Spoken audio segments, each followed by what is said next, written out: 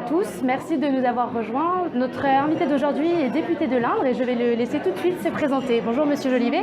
François Jolivet, député de La République En Marche, 50 des Andes, la première circonscription du département de l'Indre. Alors quelles sont vos valeurs, les choses qui vous animent tous les jours? La première valeur qui est la mienne, c'est de croire en l'être humain et dans la capacité qu'il a à modifier son destin. Ma deuxième valeur, c'est de faire ce que je dis et de dire ce que je vais faire.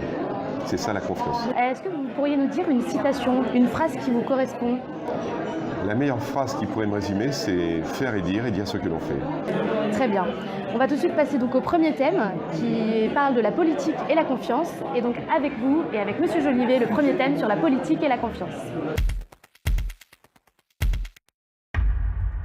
Alors on va tout de suite vous montrer un témoignage d'un jeune sur les questions de confiance dans la vie politique. Bonjour, je m'appelle Sébastien, je suis boulanger et je n'ai absolument pas confiance en les hommes politiques. Et je voudrais savoir pourquoi, en vous, je peux vous faire confiance en tant que jeune indrien. Est-ce que vous avez compris le message de ce jeune? Bien évidemment, j'ai compris le message de ce jeune, puisqu'en fait, sa problématique, c'est de savoir si je peux mériter de sa confiance plus que d'autres en politique. Comment on vous fait confiance? Qu'est-ce que vous avez différent des autres?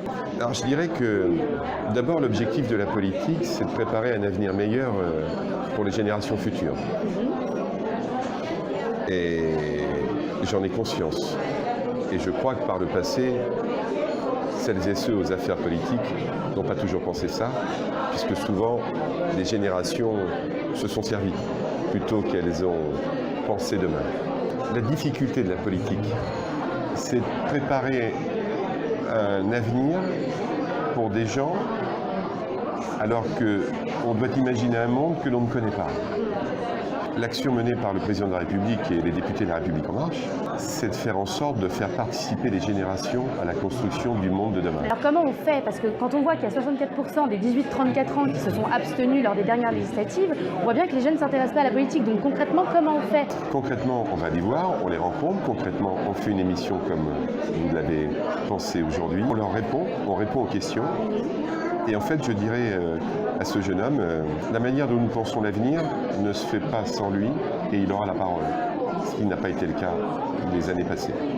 Vous, qu'est-ce que vous proposez? Je suis en train de mettre en place un laboratoire législatif qui sera une plateforme numérique où tout le monde pourra venir dire ce qu'il pense. Et déjà sur Facebook, nous faisons voter les abonnés afin de connaître leurs sentiments et on a d'ailleurs beaucoup de jeunes qui votent.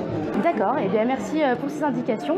Donc vous pouvez retrouver toute l'action législative sur la page Facebook de Monsieur Jolivet et également participer et voter, faire vos propositions en tant que jeune pour Monsieur Jolivet. À la semaine prochaine pour le prochain thème qui abordera le numérique et la santé. Merci beaucoup.